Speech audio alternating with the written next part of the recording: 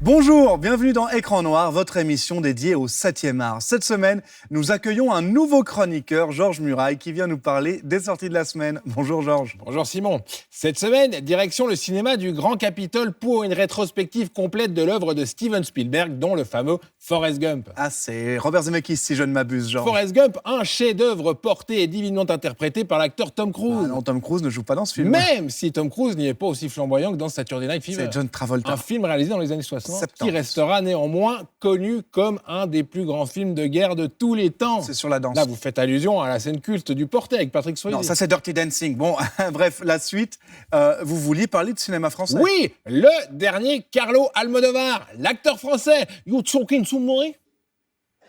Je suis perdu là. Eh bien, figurez-vous que j'ai eu la chance de le rencontrer la semaine dernière pour l'avant-première. Magneto.